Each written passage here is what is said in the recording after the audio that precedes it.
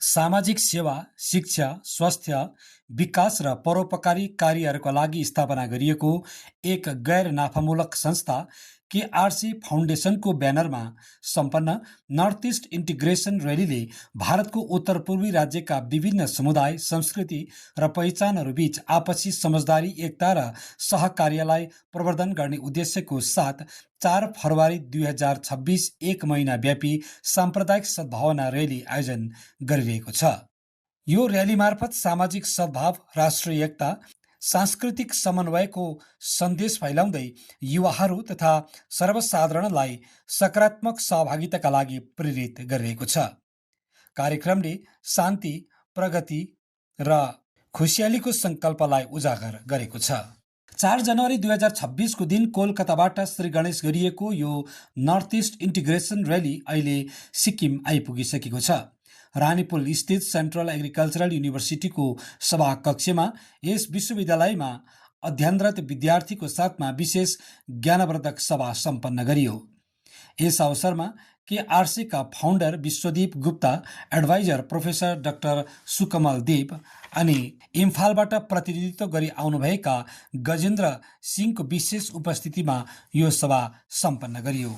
यी विद्यार्थीहरूसित अन्तर्क्रिया यहाँहरूले गर्नुभयो। यस अवसरमा विद्यार्थीसित सर्वप्रथम परिचय साझा गर्दै थेम सङ्ग प्रस्तुत गरियो।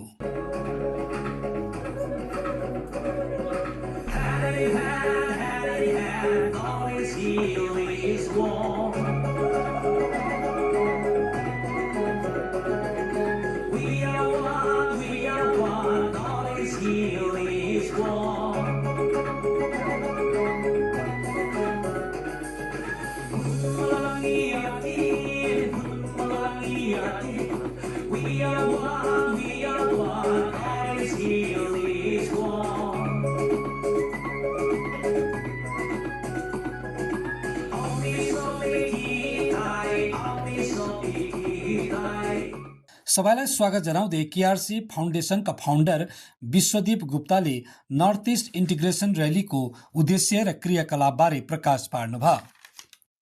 आफ्नो सम्बोधनमा विश्वदीप गुप्ताले यो रैलीमा सबै जोडिन आवश्यक रहेको तथा सोशल मिडियाको माध्यमबाट प्रचार प्रसार गर्न आह्वान गर्नुभयो ताकि नर्थ इस्ट इन्टिग्रेसन रैलीको उद्देश्य पूरा हुन सकोस्।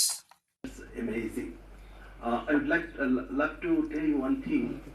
Actually, I worked as the head of the Northeast region in the Ministry of MSME for the organization called KVIC. At that time, I used to come frequently here in Gangtok to see how the things are happening. And one of the best project we did in Sikkim is, you must be knowing because it's agriculture related, this Sitapi mushroom you must be knowing. So 900 women were given employment setting up 3 clusters in Sikkim. That was done under my leadership.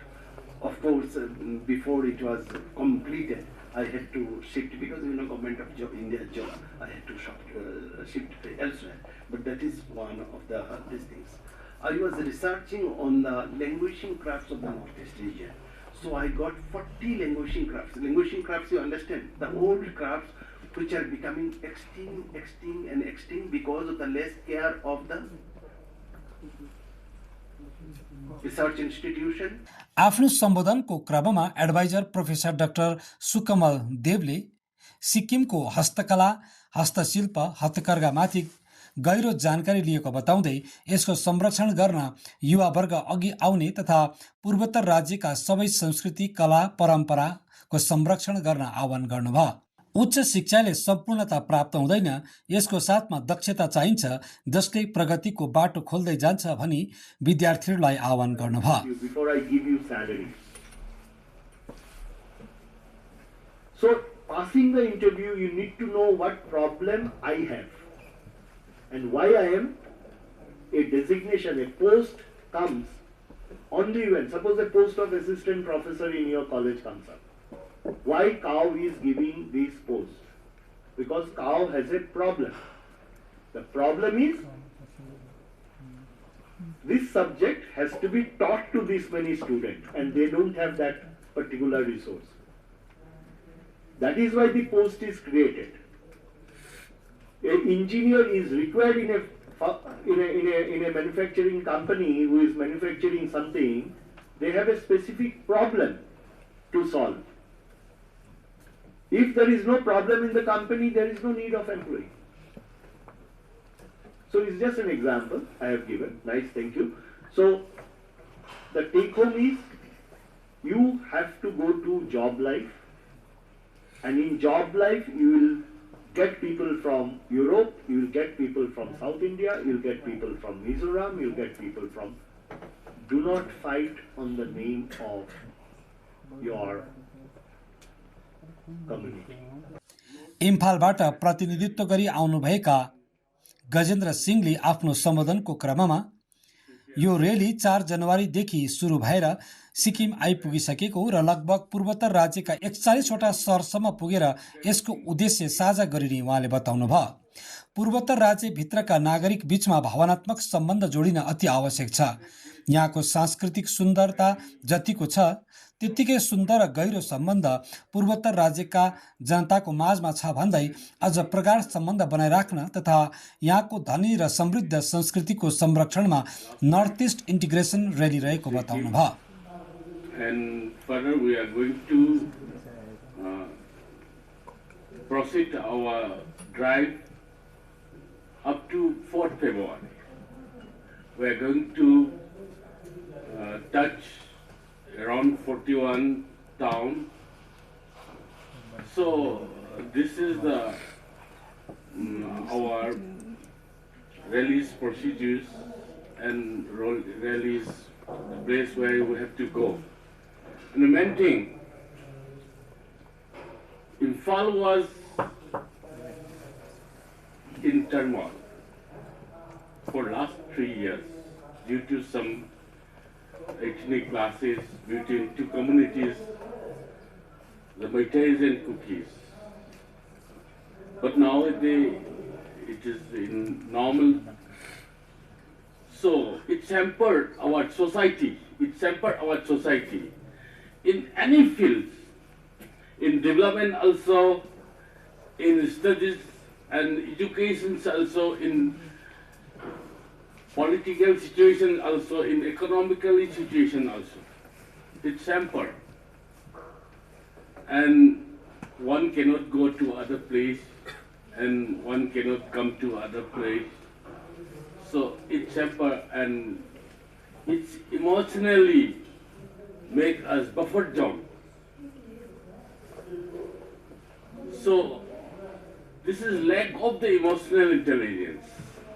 यस अवसरमा adviser professor doctor सुकुमल देवसित पनि north east integration रैलीको महत्त्वमाथि जानकारी लियो। यस कार्यक्रमले युवाहरू, विद्यार्थीहरू तथा विभिन्न समुदाय बीच आपसी समझदारी बढाउँदै सशक्त र एकीकृत उत्तर पूर्वी राज्यको निर्माणतर्फ अघि बढ्ने सन्देश प्रवाह गरेको छ। नमस्कार। नॉर्थ ईस्ट इंटीग्रेशन रैली जिसका मुख्य उद्देश्य है कि नॉर्थ ईस्ट का जो हमारा 8 स्टेट है इंक्लूडिंग सिक्किम, हम अपना बीच में किस तरह से और मिल के रह सके, किस तरह से ये जो नॉर्थ ईस्ट रीजन है उसका उन्नति का लिए, उसका शांति रहने का लिए, उसमें development, entrepreneurship, traditional value, culture, इसको हम किस तरह से समाज का पास, नॉर्थ ईस्ट का बाहर में, पूरा देश में, देश का बाहर में हम एक मैसेज दे सके, उसका ऊपर में हमारा कोशिश है। ये नॉर्थ ईस्ट इंटीग्रेशन रैली हमने शुरू की है कोलकाता से 4 जनवरी, और ये जाते जाते 4 फरवरी मतलब 1 महीना का कार्यक्रम रहेगा। गुवाहाटी जाके ये कंक्लूड होगा। हमारा जो 8 स्टेट है, 8 स्टेट में हम पहुँचेंगे, कार्यक्रम करेंगे, आदमी को, युवा पीढ़ी को स्पेशली जागरूक करने का कोशिश करेंगे। अलग अलग यूनिवर्सिटी में जाएंगे, इंस्टीट्यूशंस में जाएंगे, स्टूडेंट का साथ इंटरेक्ट करेंगे, कुछ कल्चरल इवेंट्स करेंगे। हमारा जो कोई परंपरा है जो हम भूलने वाला है, जैसे कि हमारा क्राफ्ट्स, कला, संस्कृति, ये जो हमारा धीरे धीरे लुप्त हो रहा है, उसका ऊपर में हमने लैंग्वेजिंग क्राफ्ट्स का ऊपर में एक विशेष कार्यक्रम रखा है। आज हमने बताया कि सिक्किम में हमने 4 लैंग्वेजिंग क्राफ्ट्स को आइडेंटिफाई किया है, जिसको हमने किस तरह से रिवाइव करे, गवर्नमेंट ऑफ सिक्किम कैसे उसको रिवाइव करने का लिए, क्योंकि जब आपका क्राफ्ट कल्चर ट्रेडिशन गायब हो जाता है, आपका परिचय आपका आइडेंटिटी गायब हो जाता है। इसका ऊपर मैं काम कर रहा हूँ। हम सेंट्रल एग्रीकल्चर यूनिवर्सिटी का ऊपर मैं आभारी हूँ। हम सिक्किम दूरदर्शन का ऊपर आभारी हूँ कि आपने हमको ये बात रखने का मौका दिया। 1 महीने का सफ़र में है, 8 स्टेट में जाएंगे, अलग अलग कार्यक्रम करेंगे और हमारा लाइव सेशन चल रहा है।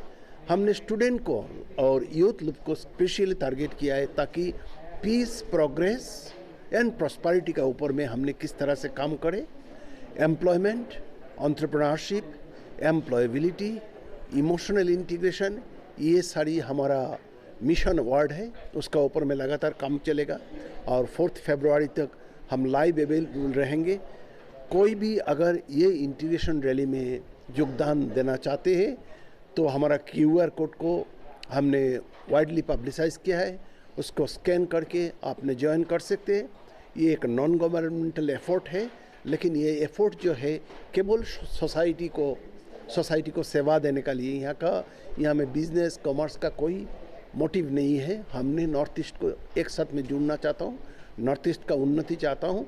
मैं प्रोफेसर सुकोमल देव इतना कह के मेरा बात को विराम देना चाहता हूँ और मैं कहना चाहता हूँ ये जो प्रोग्राम हमने कर रहा हूँ KRC north east integration rally, ये KRC फाउंडेशन का बैनर का अंडर में किया जा रहा है। KRC फाउंडेशन जो समाज का उन्नति के लिए अलग अलग कदम लेते हैं, ये भी एक कदम उसका है।